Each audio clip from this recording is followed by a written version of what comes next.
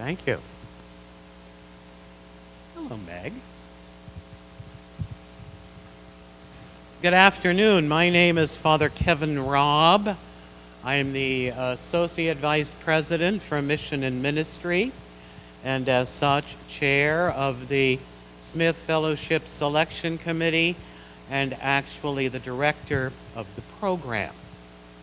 I want to welcome all of you to this little gathering, which we have every year. We have several of these every year around this time, so that groups of our summer Smith Fellows can make presentations about their experiences.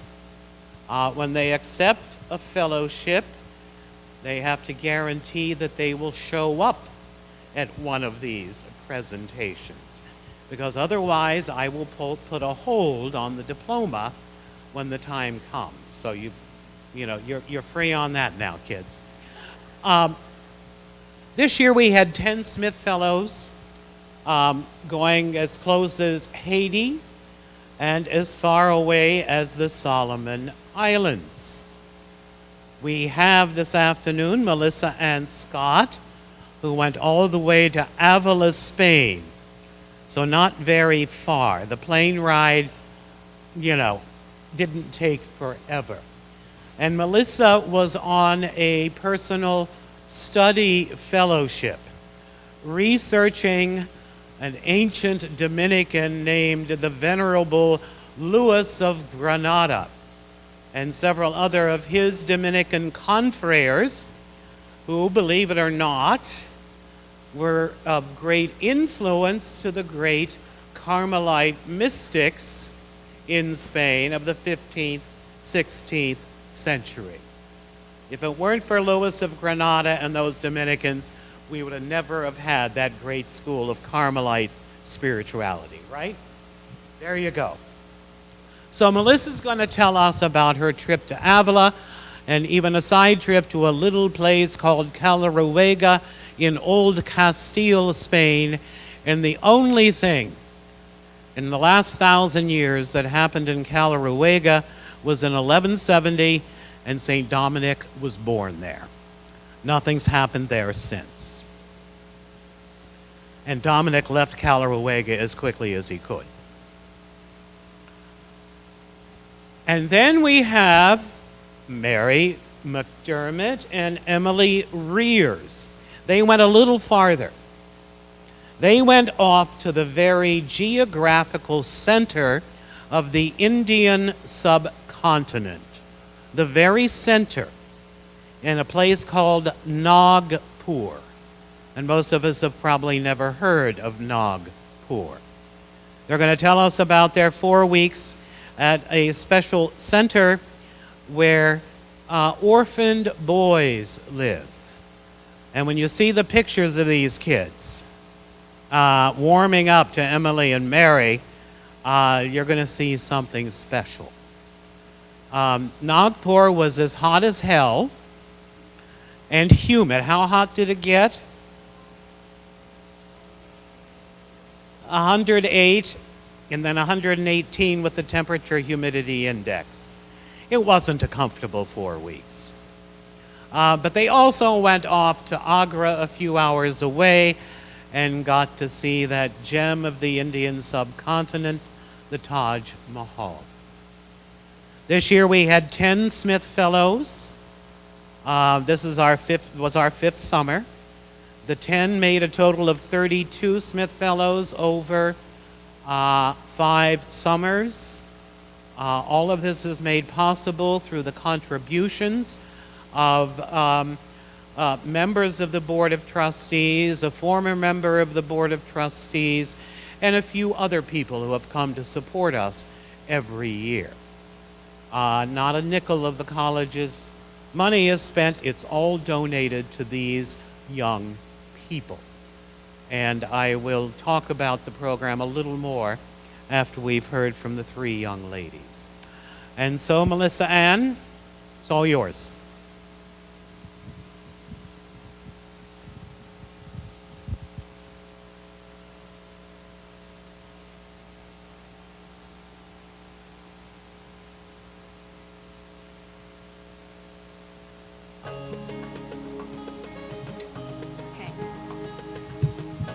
Good afternoon, everyone. My name is Melissa Scott.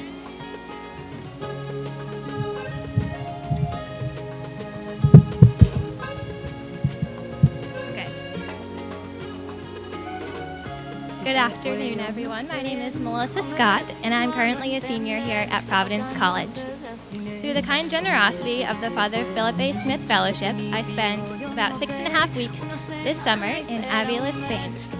I'd like to thank Father Rob, Father Pravarnik, Rich Lumley, and the Smith Fellowship Committee, as well as all of the benefactors for their gracious generosity and support, without whom none of this would have been possible. So now we begin. It all began with an idea. The idea for my Smith Fellowship project began in my Spanish literature class last year in the fall semester, when my class read this work by Jose Martinez Ruiz called La España Invisible, which means the invisible Spain. And there was this one passage that really struck me in this book that reads, "The invisible Spain is the Spain of simple, poor, small towns which no one notices and that have a special, profound scope. And now, after having been soaked in the spirituality of Castilla, Castilla is Santa Teresa, or Saint Teresa." And this really struck me because I began to think about how the soul of Spain, the real heart of what Spain is, isn't in the large cities like Madrid or Barcelona, which are beautiful, but that the true Spain lies in the countryside and these small medieval towns and cities. And I was initially drawn to this particular region because of its connections with, it's called El Camino de la Lengua Castellana, which means the road to the Castilian language. And during the development of the Castilian language, there were a few key cities that really were influential throughout this process, and Avila being one of them. And for one of the key reasons of that is because Saint Teresa of Avila and Saint John of the Cross were there, and their writings were very influential in the development of the Spanish language. I was also drawn to Avila because it's a small medieval city, and it stays true to this quote from Jose Martinez Ruiz that we read in my class. So I wanted to have that true immersion experience. And additionally, Spain is a very Catholic country, and it still retains that identity. And it's also the birthplace of St. Dominic, who founded the Dominican order. And so through this experience, I was hoping to grow both academically and spiritually. After going through the whole application process, 8 months later, we're off to Avila, Spain. And this is the view from my window, looking over the Spanish countryside, which was absolutely beautiful. I left on June 16th from Logan Airport, and once I arrived the next day on the 17th, I settled into the residency, and I was staying at the Monasterio de Santo Tomas, so the Monastery of St. Thomas. And this is a monastery where Dominicans still live, and attached to the monastery is the church, and also a residency for college students. And the first couple days, I was settling into the residency, meeting the other Spanish students and the Dominicans. These are the beautiful rose gardens. There were horses in the gardens in the back. And I thought it was really fun that on top of all the church steeples in Spain, there were stork nests. So all the storks were there, which is really cool. And these are all the cloisters inside of the monastery. Also, another really cool fact is that at the residency where I stayed, this is inside of the church, showing the two sides of the confessional. This is where St. Teresa, when she was growing up, would go to confession. I learned throughout my research that there were many Dominicans that were influential in St. Teresa's life, who she would go to confession with in spiritual direction, and who were very key in the foundations of her convent. And this is also a painting inside of the church. It's of Mary and Joseph. And she had a vision, St. Teresa had this vision that Mary and Joseph appeared to her and were dressing her in her habit. And so that happened inside the church, which was really beautiful. And then also just another fun fact, inside the church, the Spanish king and queen, their only son was buried inside the church, so it had historical significance as well. It was the summer palace of the Spanish king and queen, as well as being the Dominican monastery. This is the city.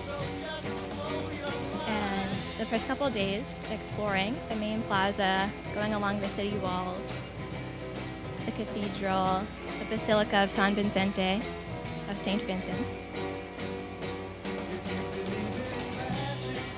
And let the studies begin. So once I started getting into the swing of things the following Monday, the typical routine of my day was I would wake up and go to Mass with my friends before school, and then I would go to my class, which was every day for a couple hours at the university. This is the university where I studied, the Universidad Católica de Ávila, the Catholic University of Ávila.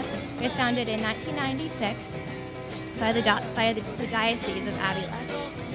And I took a summer course at the university on Spanish mysticism, focusing on the works of the Spanish mystics. And particularly we talked about St. Teresa, St. John of the Cross, and their influence to the development of the Spanish language. Now, this class served as the basis for my independent research project, which after my class was over, after the couple hours, I would go to the library and spend the rest of the morning into the afternoon in the library doing my own independent research.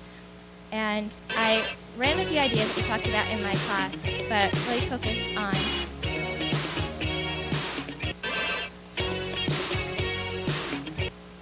focused on the Dominican influences on St. Teresa, so in her literature, in her life. And so where I began was looking at her childhood, her family. I looked at who was St. Teresa. I looked at the social conditions and the historical happenings of the time period. I looked at the significant people who were spiritual influences in her life, particularly the Dominican influences, which are very little has been researched about, and how that contributed along her spiritual journey. I learned about her confessors, about her spiritual directors, and I learned about the Dominican order in general and how the Dominican spirituality is nuanced in her writings. So throughout my research, I would take trips in the afternoon. Avila is a very small city, but it's really rich in history, and I would visit the places that I was reading about to get the immersion experience. So tracing the steps of St. Teresa, I began at, this is called La Iglesia de la Santa, which is the Church of the Saint, and the church was built in the spot where St. Teresa's house was, where she grew up. And this golden room right here with the statue of St. Teresa is allegedly in the spot where her parents' bedroom was, where she was born. She was born in 1515. And this is the baptismal font. It's found in one of the small parochial churches in the city. And then I took a trip. This is an old Roman bridge in the city, and it leads to the Four Posts. The Four Posts, a fun story I learned, was that when St. Teresa was 7 years old, she ran away with her brother, and they wanted to become martyrs because they agreed the lives of the saints, and they wanted to die martyrs for the faith. And they're running away when their uncle caught them in their footsteps, and this was the spot where he stopped them from dying martyrs. But it has a beautiful view of the whole city. The picture right next to it looks over the whole city of Adelaide. It's really beautiful up on the mountains.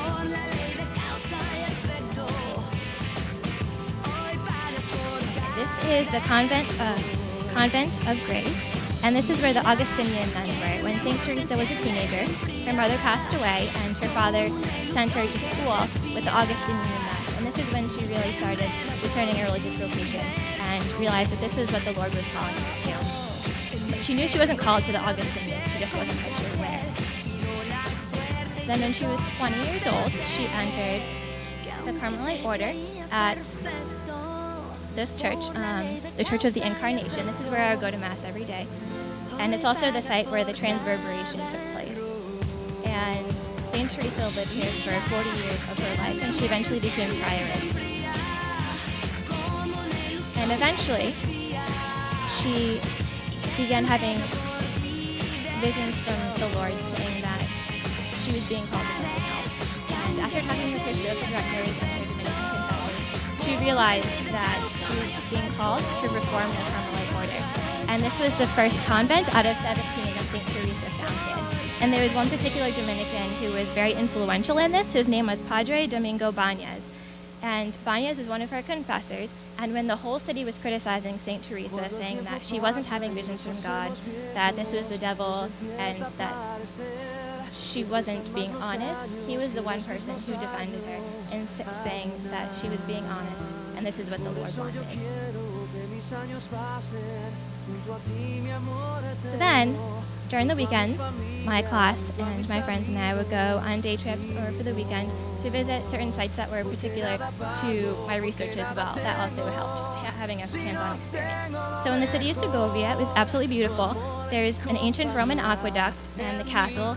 Now it's contested whether this castle was the inspiration for Cinderella's castle or not. Some say it's the castle in Germany, but it's up to who you ask.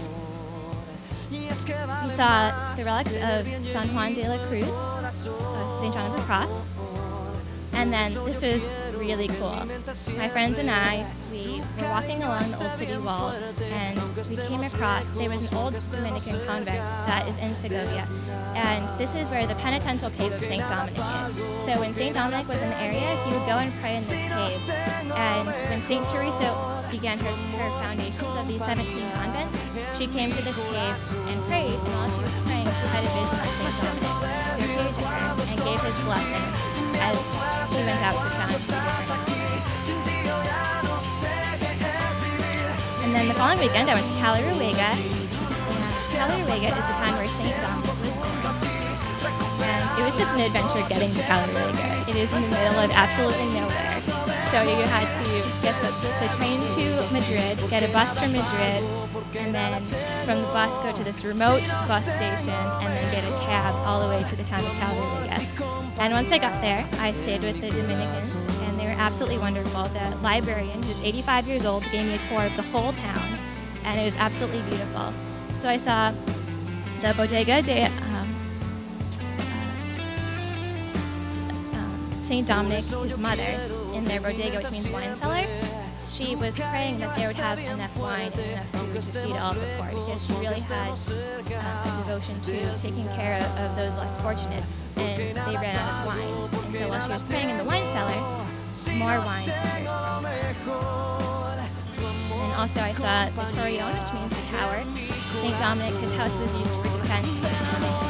And then this is just a view of the convent and the town itself, which I don't think anything has changed since the time of St. Dominic. This is the baptismal font. So when the priest took me down into the church, there's two parts of the church, the part built in the 13th century and the part built in the 16th century. And you go down underneath, and in the spot where St. Dominic was born, they started digging there and water came up, and that's the baptismal font. And they gave me a drink of water from the baptismal font of St. Dominic, which was really cool. And then I saw the remains of his mother, his brother, and his father, some of the relics. This was the part of the cloister for the Dominican nuns. And then right next door in the parochial church is the spot where St. Dominic was baptized, which was really cool. It says, Aquí fue bautizado Santo Domingo. Here was baptized St. Dominic. And I was thinking, wow, this is so great. Here's the baptismal font where St. Dominic was born. No, the baptismal font is not in Calaruega. It's in Madrid, and I do have a picture of that later. And then my class also took trips to Alba de Tormes, which is really beautiful, and this is where the remains of St. Teresa of Avila are found. And then right behind where her remains lie is also her arm, and the picture right here is her heart. And I remember I was standing there looking at her heart, and they actually cut out her heart after she died, because in the Transfiguration, which is when St. Teresa had a vision of her heart being pierced, that she was being overcome by the love of Christ. And after she died, they cut out her heart to examine it and see if they could see the marks from where it was pierced. And so now they've preserved it, and one of my classmates, it didn't really hit me until she looked at it. That's the heart pierced by Christ. And it was just very powerful to see that. Salamanca, this is a university city, and this is where a lot of Dominicans actually go to study even to this day. So this is the university, and the picture with the trees in the building. I know it's hard to see, but we learned that when you would study at the university back in the day, part of getting your doctorate, not only doing your studies, you would also have to kill a bull. And after you killed the bull, you would have to write your initials on the wall with the bull's blood. So that was something we learned while we were there. And then also the statue of the feather pen. There was one just like it in Avila, and that's because this is one of the other cities that was really crucial in the development of the Castilian language. And while we were there, we visited the Dominican church, and inside the Dominican church was one of the confessionals where when St. Teresa was going around doing her foundations, she would frequent this church to go to confession, and this is where she would go. And then we took a trip to Granada, which is the place where Fray Luis de Granada lived, and this is his convent. There were beautiful frescoes that were on the outside of the church. Now, Fray Luis de Granada was very influential in the life of St. Teresa because when she was growing up, she read a lot of his books, and he wrote a lot about prayer and contemplation and personal internal prayer, and that was really radical at this time because people, especially women, were highly discouraged from individual prayer because they didn't want people to get radical ideas. And so they were encouraged to pray out loud. So these were very controversial issues, but were really important for St. Teresa in the development of her education.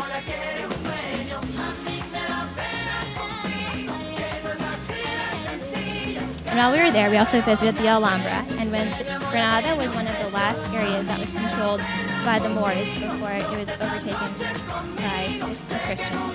And this was the palace where the Moors stayed. And it was absolutely beautiful seeing the architecture and all of the art.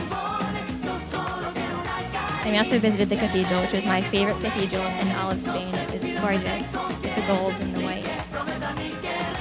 And we also took a trip to Sevilla down south, visiting the cathedral, going along the river.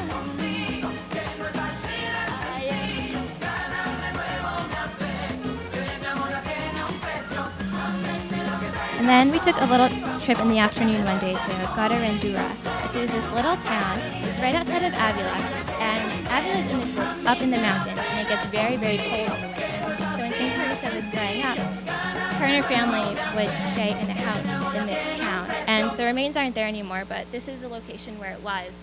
And in the back, the one thing that does remain is it's called a dovecote, and this is where her family would breed doves, and that's how they would make their living. So I thought it was really ironic that the girl who grew up to become St. Teresa, her family made a living growing doves, which is a symbol of the Holy Spirit.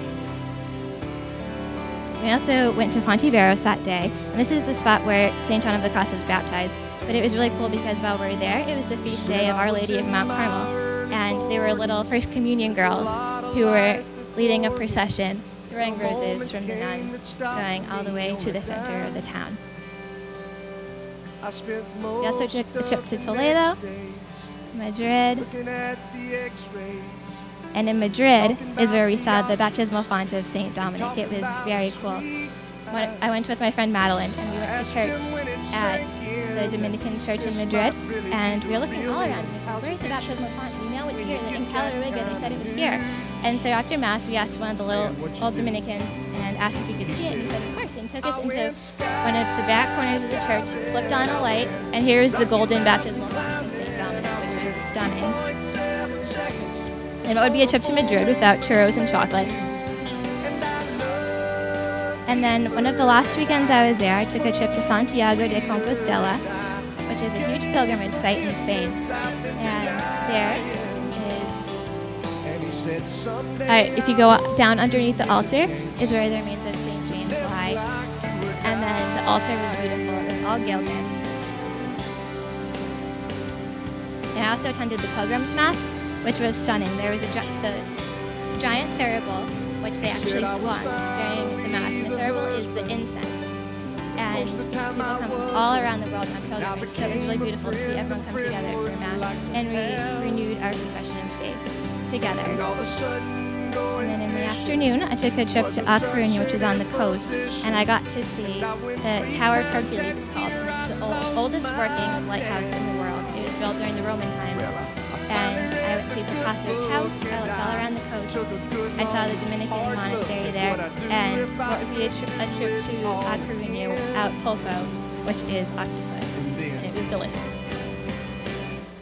Graduation day, so after the course ended, after my studies came to a close, these were some of my classmates. There was Bishop Bartolomeo from Africa, who's in the lower picture, and some of the seminarians in the upper picture, and my classmates in the middle. And finally, what's a trip to Spain without a bullfight? This was one of the first days I was there. I went with some of the students, And we went to, they said to us, do you want to go to an amateur bullfight? And we're thinking, sure, yeah, that would be great.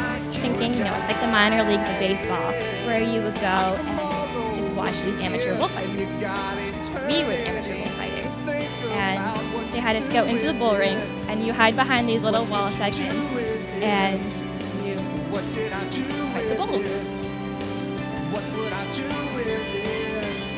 So when all this came to a close, I just want to say thank you to the Father Smith Fellowship for such an incredible adventure. This was such a unique learning opportunity, and I really got to immerse myself in the culture and learn about the Dominicans and the language St. John, where the Dominican order was founded.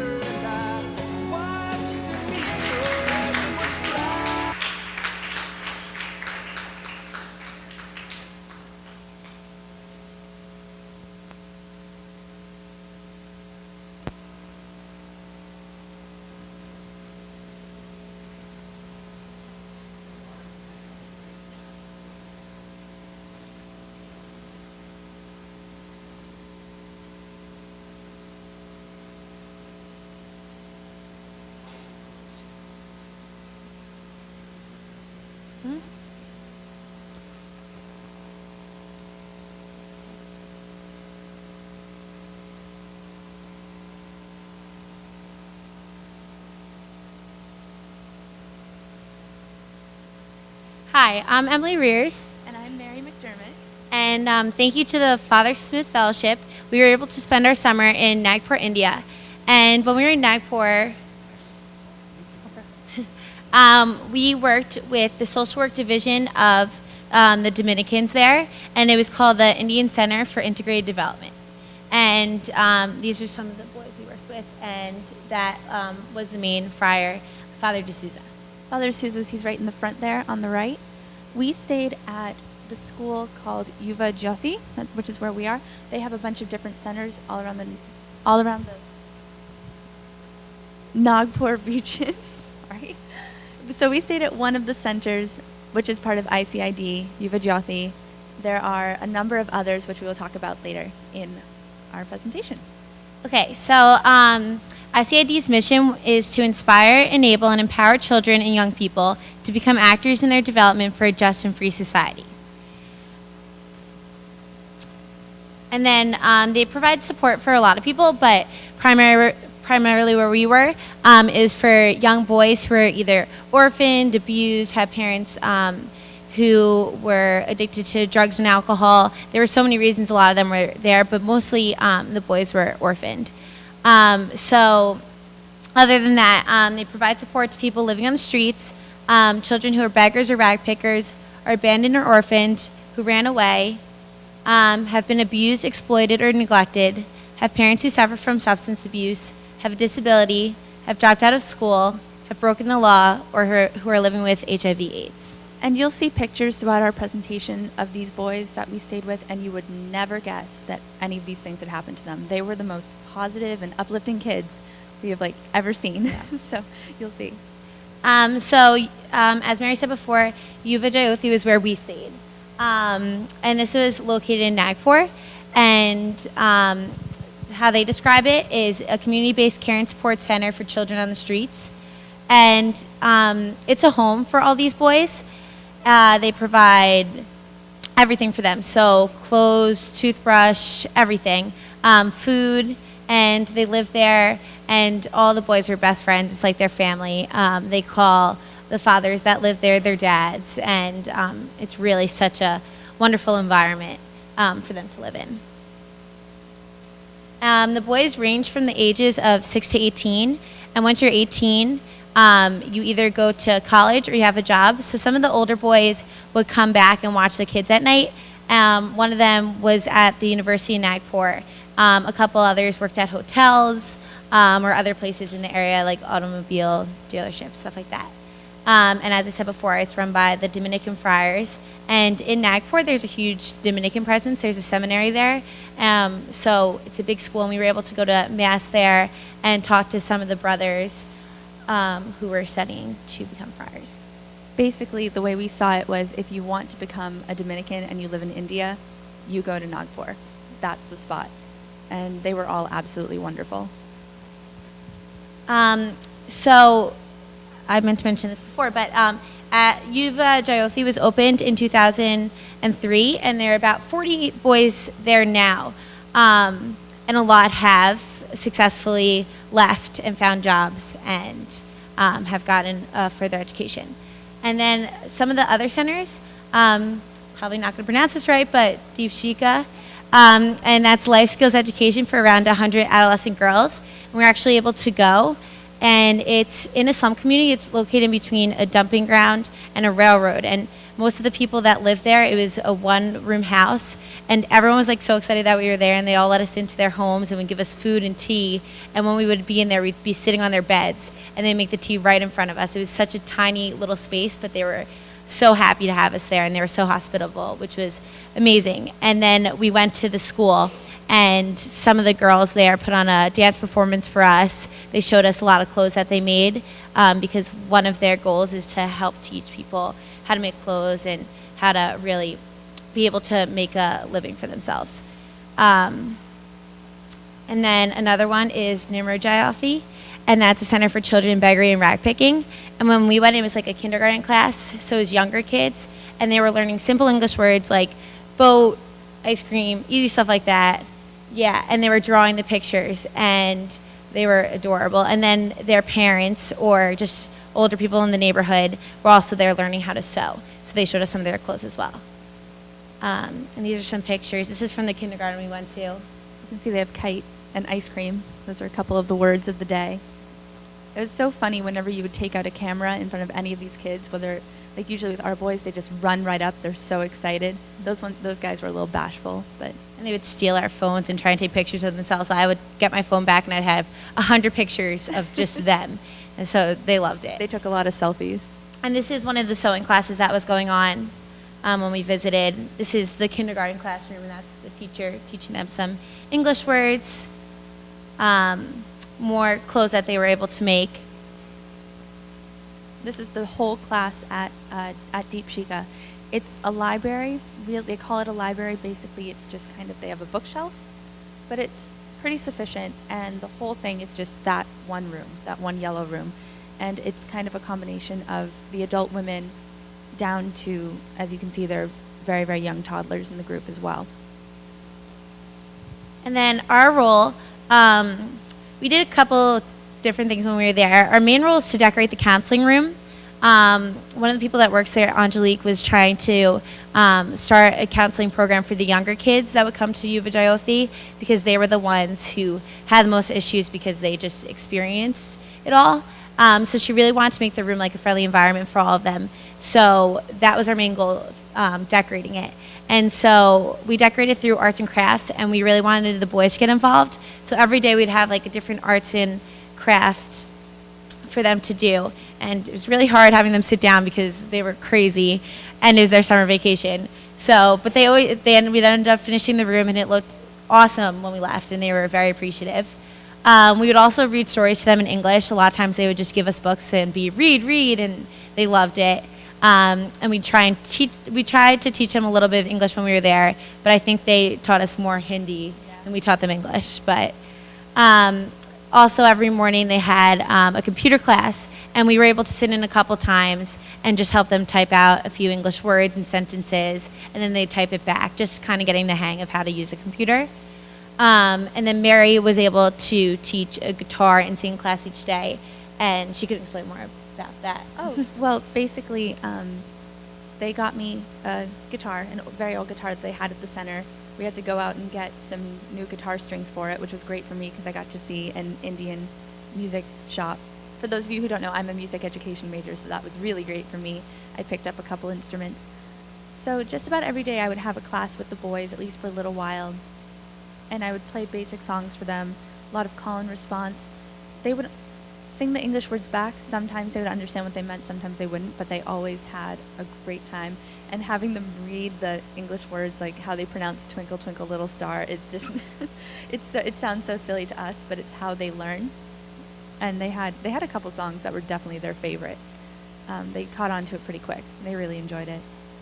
And then we also played a lot of games with them. They're really into hand games, and they have visitors from Australia come think every 3 years or occasionally, and they teach them a bunch of English-speaking hand games. So we had a great time doing that, and they played a lot of cricket and soccer, football as they call it, and they were just always running around outside, like throwing stuff at each other, like what boys do. So, but our main role there was really just to spend time with them and make them feel loved and not alone and stuff like that, and they were just great to hang out with.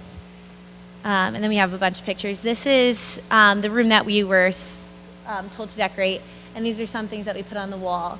And then we also made a lot of flowers for them. It was really great because just about every project was something that the boys did themselves. So then they were able to go to that room, see something that they had made that they were proud of. You know, there were little signs for all the younger boys who were going through counseling. They each made like their own little sticker with their name on it, and it was personalized. It was just kind of their own safe space. And then we're just going to go through really quickly. Typical day there. Early day. Yeah, the boys would wake up at 6, and then they play outside in the morning. Then from 9 to 1, they would have computer lessons, writing and calligraphy class, a dance class, and games. They had the dance master come in every day and teach them different dances. And we'll show a video after this of one of the boys dancing. Then from 1 to 2, we'd have lunch. And then from 2 to 4:30, it was like our time to do arts and crafts and guitar and singing. But as we said, their attention span definitely wouldn't last 2.5 hours. So they would run around in between then. We had to keep it well paced. Yeah, and then during the school year, they go to a school nearby where they can walk to. It takes 10 minutes for them to walk. So the younger group would go in the morning, and then the older boys would go in the afternoon, a little bit right before lunchtime. And they also have school on Saturday. Yeah, which kind of stinks. And then from 4:30 to 6, they would go to the grounds and play sports, and that was about 2 minutes from the center. And then they would shower, watch TV, get dinner, TV again, and then go to sleep. And real quickly, we're going to show a video of one of the boys dancing. So this is Amit. Amit is 7, and he is the best dancer you will ever see. Dance is such a huge part of Indian culture. And this is during dance class. They had a little bit of free time to just do whatever they wanted. And just how he pulls off these moves, I can't even believe it.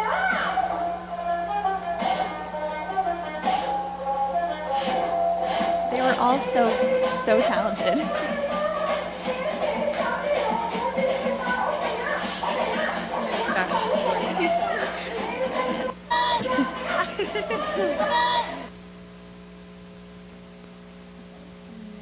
We have a couple pictures from just of us and the boys hanging out and everything. They really love pictures. 2 of the younger boys. That's Amit on the left.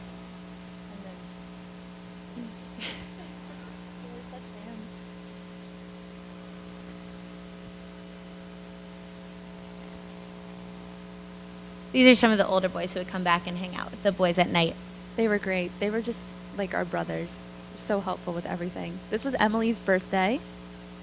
They were all really excited for Emily's birthday. And that's them trying to teach me how to dance.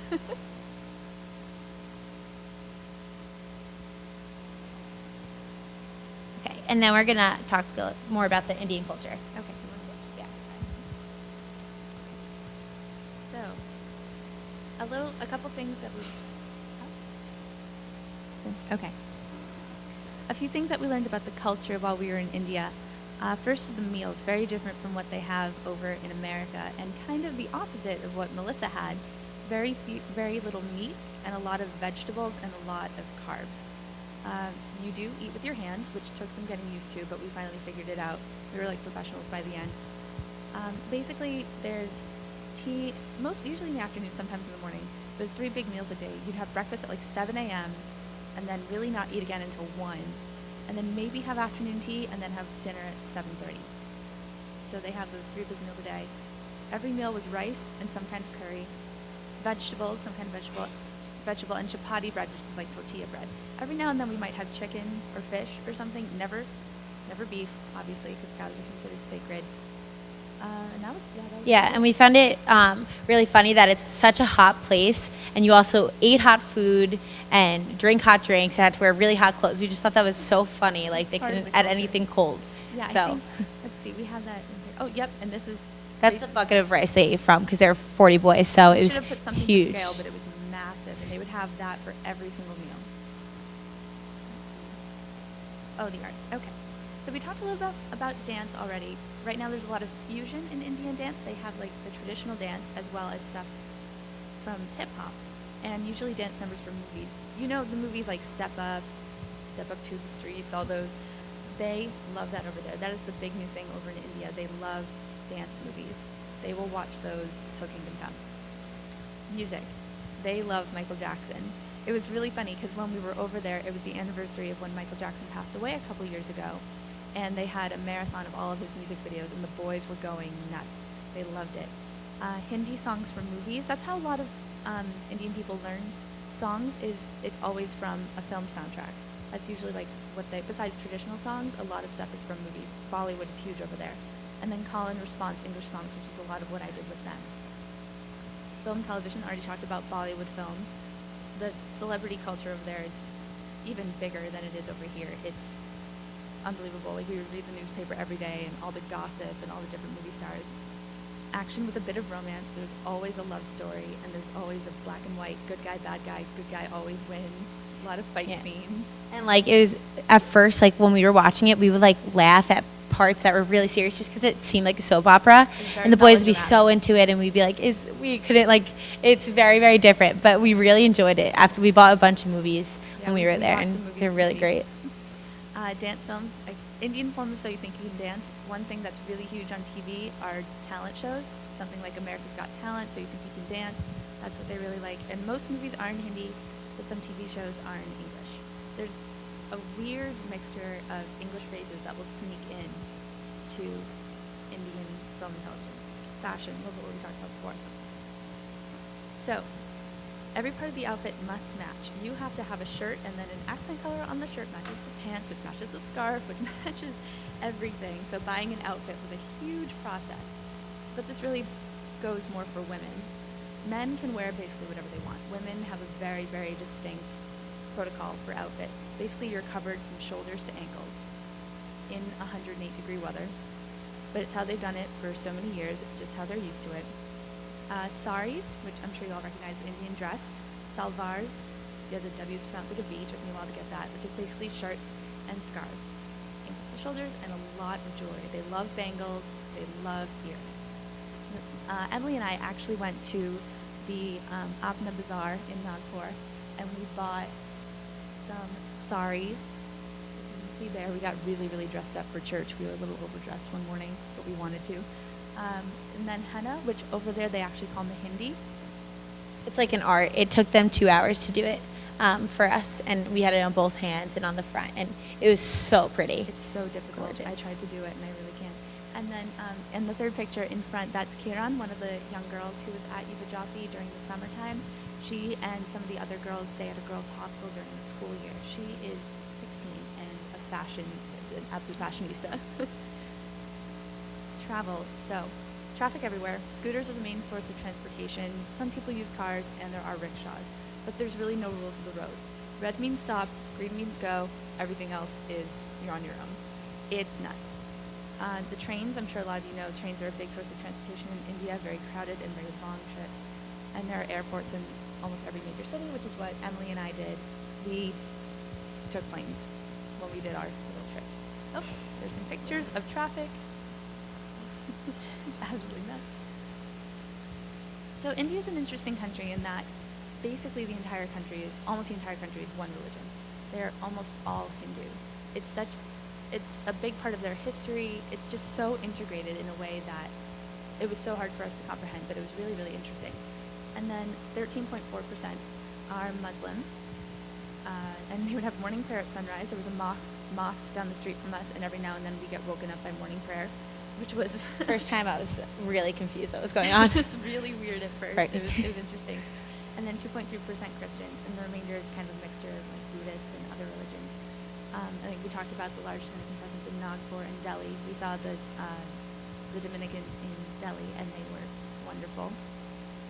Devoutly religious as a country in Hinduism and hospitality. Basically, we spent time with some Dominican brothers, and they explained to us that when Indian people welcome guests into their home, they treat them like God. They give them a place to stay, they give them food, and we definitely understood that after staying for a few days. They were so wonderful to us. And tensions between different religions. Mostly Hindus and Muslims. There's a lot of attention, mostly in the north, so we didn't We didn't luckily really- experience it. We didn't really but experience it, but it definitely is a part of the culture. And no, I forgot about this. No shoes in temple. Whenever Emily and I traveled to any sacred Hindu temples, no pictures, no shoes. For example, this is the Ashkardam temple in Delhi.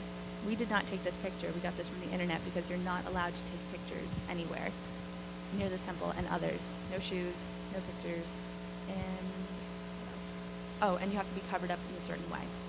It's mandatory, even for tourists. Animals. Like I said, they consider cows sacred. Can't be killed. Cows wander through the streets. You go anywhere, they're just cows casually walking by. Elephants are depicted in a lot of the temples, and we definitely saw a number of elephants during our stay. And camels. We saw them, especially when we were up in Rajasthan, Jaipur, in the state of Rajasthan, which is a desert state. And the birds there are actually very, very beautiful, which was really nice. We had a couple in our room sometimes. They'd be Some running birds against the wall and we wouldn't know what to do. This is when we were driving to the Gandhi ashram and we ran into some cows. We didn't literally run into them, but there were cows. And this is when we were in Jaipur, in Rajasthan, and we got to ride an elephant, which was absolutely Emily's dream come true. It was fantastic. We felt like princesses just riding through the streets. So basically about the climate is that it's divided into 3 sections, each lasting 4 months. Rain season, summer, and winter. They can predict it down to the day, which living in New England is so foreign to us because, in New England, it can change from day to day. But for them, there's the rain season, which is when we were there. Summer, very hot. We caught the end of the summer season, and boy, did we feel it. And winter, which is the best season for tourism. That's when a lot of people come to visit, and India, 60, 70 degrees. A little bit about Nagpur. It's a smaller city. As Father Rob said, is the geographical center of India. It's known as the Orange City because oranges are a big export. We use oranges for everything when they're in season, especially candy, which we got to try, which is very, very good. And it's the second capital of the state of Maharashtra, the first one being Mumbai. India is divided up into a number of states. I already mentioned Rajasthan, and Maharashtra is another. Uttar Pradesh, there's a bunch of different ones, and each one has its own capital. And there's Nagpur on the map. That is the main bazaar, which we drove through a couple times. So this is a little bit about our excursion. First, we went to Jaipur, which is known as the Pink City because the entire city is made from pink-colored stone, and also it was a home to many royal figures in the 17th, 18th centuries. We saw the observatory there, which has a lot to do with astrology, which was very interesting. The city palace where the royals lived. Couldn't take pictures there, but it's really more of a museum now. And the Amber Fort, which is a really, really big site. And the elephant ride, which you already saw. Couple pictures. This is the Amber Fort, which had a gorgeous view. That's the observatory. That's an example of one of the buildings in the Pink City. Emily got some really good pictures. And this is us in the Mirror Palace at That was Amber Fort. Amber Fort. The whole thing is covered in mirrors, which is really, really something. Delhi was our last stop, but we'll save Agra for last because it's kind of the grand finale. Went to the Indira Gandhi Museum. Indira Gandhi was the 3rd Prime Minister of India, who was the first woman Prime Minister and a huge political figure. We saw the Qutb Minar, which is the biggest minaret in India, one of the tallest. The Lotus Temple, which is a temple for all religions, doesn't discriminate against people, and it's literally shaped like a lotus. It was built in the 1980s, and it's absolutely stunning. It's really unorthodox, but it's beautiful. The Raj Ghat, where Gandhi was cremated. I'm a big fan of Gandhi, and I was very, very excited to go there. The Raj Ghat is a place where other people are memorialized as well as Gandhi. Indira Gandhi and her son, who was the prime minister after she was, and the Ashkardam temple, which you already saw, which was the most intricate and detailed temple that we'd ever seen. Absolutely beautiful. Basically, it was the Washington, D.C. of India. Had a lot of old monuments and a lot of political buildings and museums as well. So that's the Lotus Temple. That is the Parliament Building. That's right. Parliament Building. That's the Raj Ghat, where Gandhi was cremated. Very simple environment, very beautiful. And then that is the Qutb Minar, which is so tall we couldn't fit it in the picture. It's huge. And it's actually a Muslim piece of architecture. There's a lot of really interesting Muslim architecture in a predominantly Hindu place. Last but not least, Agra. We saw the Taj Mahal and the Agra Fort. Agra Fort's interesting because it's still used by the Indian military today, but it's, compared to the Taj Mahal, I mean, it's really, it kind of comes second. And then also on the way back from Agra, we saw the Krishna temple at Mathura, where the Hindus believe that the Lord Krishna was actually born. We weren't allowed to take pictures or wear shoes there either.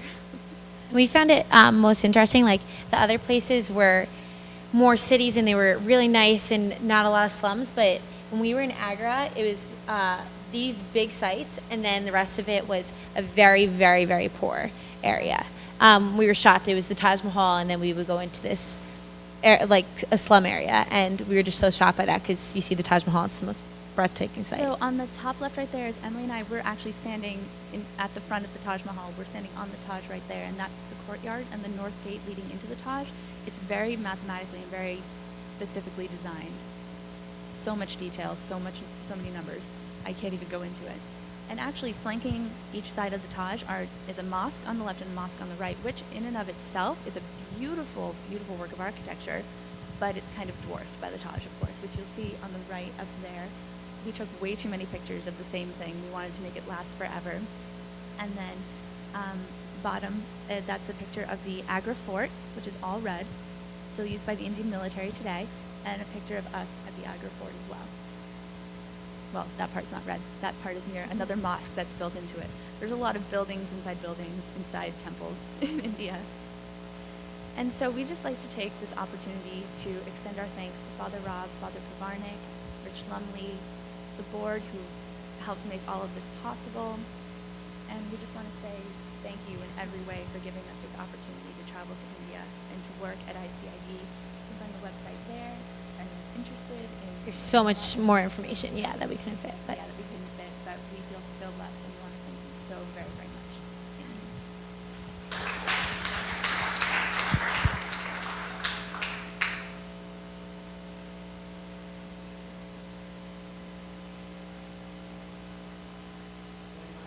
Questions right off the bat. You can also talk with the ladies, immediately afterwards, one-on-one. Questions? Thank you. We've gone from Avila to all of India, it seems. I didn't know that you were going to do that much traveling, but I'm glad that you did. Tomorrow night, we will have another Smith Fellowship presentation at 7 p.m., and that will be our three students, David O'Connor, Amanda Haluga, and Heidi Freitzel, who were all in the Republic of South Africa, in two different locations, each with a Dominican community, serving those in need. Next week, Tuesday evening at 7, Wednesday afternoon at 4, and Thursday evening at 7, I will host informational meetings preparatory to the next round of Smith Fellowships. And there'll be emails and flyers this weekend reminding you of that. If you want to apply for a fellowship for the summer of 2014, I expect to see you at one of those informational meetings. It's really the way to get started on this, and to miss the informational meeting leaves you a good number of steps behind in the game. You've seen what 3 of our Smith Fellows have experienced. This video will go up on the Smith Fellowship page sometime next week, as will all of the other presentations. And you can also see presentations from the last couple years that we have mounted there.